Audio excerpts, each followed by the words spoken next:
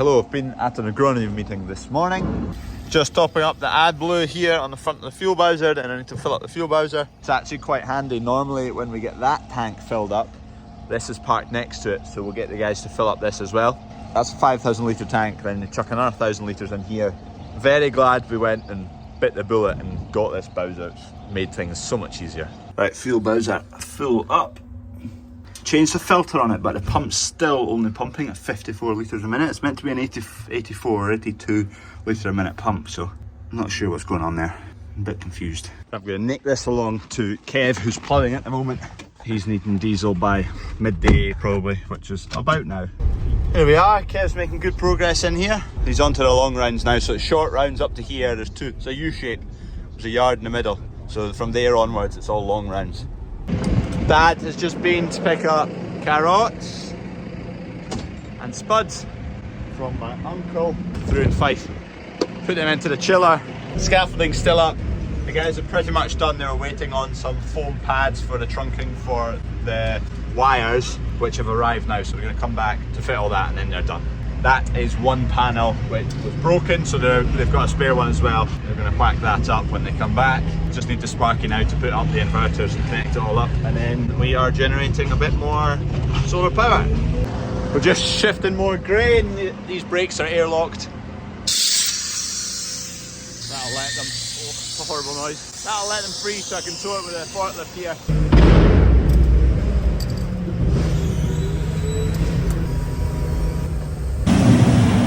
Clearing up all the chaff in about the dryer, so we'll get a trailer loaded up to go along the road with it all.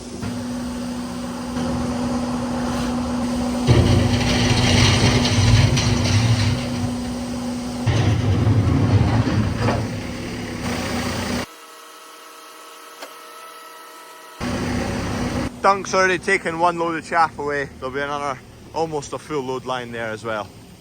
Lovely stuff, you don't want that down your back.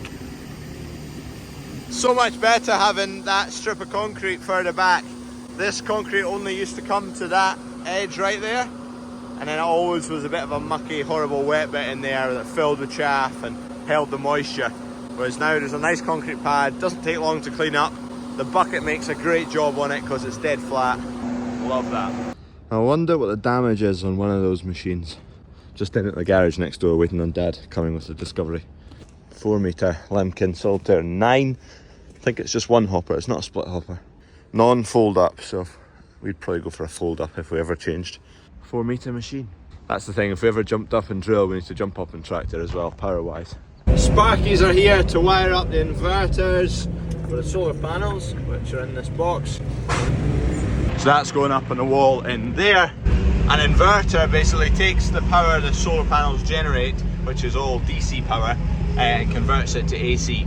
It basically takes the DC power, turns it off and on rapidly, which turns it into AC power, because that's what AC is. AC is a wave, back and forward, power. Does it go +1 to -1 or 1 to 0? +1, -1. I can't remember. Whereas DC is just on, off. We're now shifting on to drying oats, all seed oats. Pit is clean now. We've got a clean space to dump the oats. We're just currently taking a small batch of oats all the way through the dryer into the bucket here. The dryer's had a full blow down, and then we run some oats through it to draw anything else that's residual in the grain dryer, so it's clean for the oats going through it. We don't want any barley through the oats when they come out. So that's the last step, is run some oats through it just to clean any other pockets of barley out the road. So that's what's just ran through the dryer.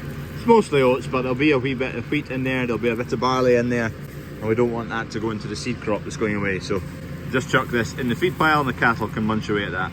Now we fill up the pit with these oats, and we're away to go and cut some more oats as well that are yielding horrifically. Okay, we're hanging fire on the combine at the moment. We have got a couple of hot bearings in here.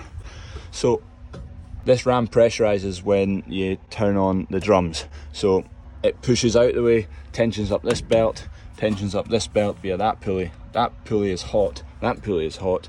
Not sure how long it's been like this for, but just noticed it this morning. Dunk was giving it a hurl, getting it ready for action, and noticed it was warm. So the only thing I can think of is we were fiddling with this because here, this tensioner pulley was the one we put a grease nipple in. So I don't know whether that's not sitting square, but anyway, phone the mechanic, he's on the way. He also thinks this belt may be defective. As it was winding down, it was jumping back and forward a tooth, so that would maybe explain it as well. Anyway, wait and see what the mechanic says. One field left as well. Fixing it now before we cut the field, and then we cut the field and we know it's working right, than doing it after and putting it in the shed for the winter and not knowing if it's 100%. It's not absolutely scalding hot, as in if it was scalding hot it would peel the paint and you'd see discoloration on the bearings, on the pulleys, but you don't see that, so it's not getting really hot, it's just getting fairly warm. Abandoned ship for now. Breakdowns aren't the worst thing in the world. You get to know a machine when it breaks down. I don't know the complete ins and outs of the combine and how it all works, so whenever there's a breakdown like that, it's quite handy because you figure quite a few things out and, oh, that's how that works. That's how that bit should work. And you get a bit more understanding of it all. Wise words from Ave, a Canadian YouTuber. If you do something right the first time, you've done it before. While we wait, we'll go and shift a few bales. We cleared half this field last night. There was a lorry this morning to pick up the bales that were all over there, so we'll just start clearing the rest of it. There's not a huge amount of bales, and they are also worth peanuts. Should have just chopped the lot. Our trailer, I think, is definitely past its best. Oops.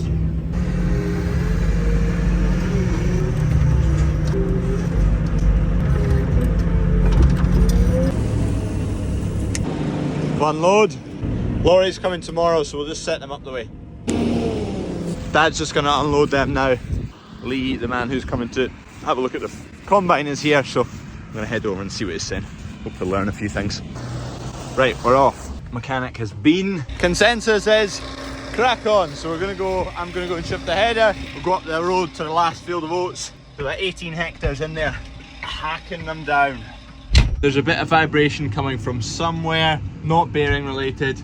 Here, look over the bearings. We didn't think it was bearing related. There's nothing slack. Anyway, Lee thinks it's belt related, whether it's the main drum belt on the other side or there's two main belts on the side we were looking at. It's going to take a wee bit more diagnosis, but it's fine to run. When it's running, it's not too bad. The vibrations are fairly low and the belt's in decent tension and it's not jumping a tooth on the pulley. Just when it's idling up and down, there's a lot more vibration in it all and it actually can jump a tooth on the pulley. Just need to make sure and keep an eye on it, but it'll be fine to cut this field and then we'll get it sorted in the winter time. A few hours later, we have made a significant dent in this field. It'll be another 3 hours maybe and that'll be us harvest done and dusted. Done and dusted? The whole thing? Harvest, yeah. Seems really short.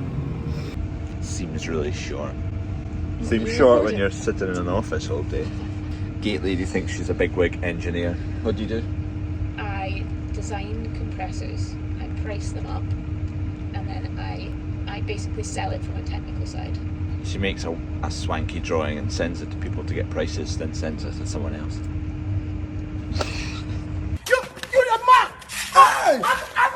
Gate lady's going to give a description of my job. Go on then. Tea breaks with some farming in between. I'm an arable farmer, to be fair. Kawarka. Betty.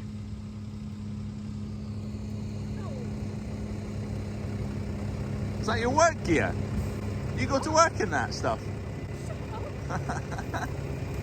She wouldn't get a job here turning up like that. No! What a corker of an evening. To finish up, we've got another hour and a bit, 2 hours maybe, and we'll be done and dusted. Wheat yield, decent. Spring barley, quality shocking, yield okay. Spring oats, yield shocking. Weather conditions for the whole time, really mixed, all over the shop. Temperamental, annoying, frustrating. We got a final good week to finish it all off, which was a nice wee ending. It'll go down in the books as pretty duff. Could have been worse, to be fair, could have been significantly worse, and we were better in several other places in the country, but we're worried about this place in the country. So that's that, 2023. Yeah, okay, we've got another hour to go, but should get it done, barring any rain, which I don't think there's going to be any rain, or a breakdown. Lights are on. It's probably only the second, maybe third time this season we've used the lights. Turns out we had a wee bit more than I thought. But we're still going, we're hacking it down. It's a bit damp now, but there's only 5-10 acres left. Hack it down. 5 acres left, let's get moving. Dunk's got his foot down. Because it's oats, when they get damp, they wrap around the reel. They're horrible to work with. Wheat and barley you can get away with quite a bit higher moisture. Oats are a pain, so foot down, just keep rattling through it. The combine looks amazing at night, I love it. And there we have it, harvest 2023 done. Oh, it was a right pain in the arse. Okay, now it's done. Subscribe if you enjoyed this harvest.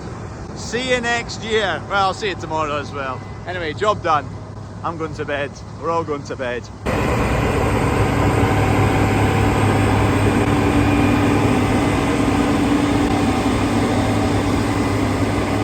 Done. Good night.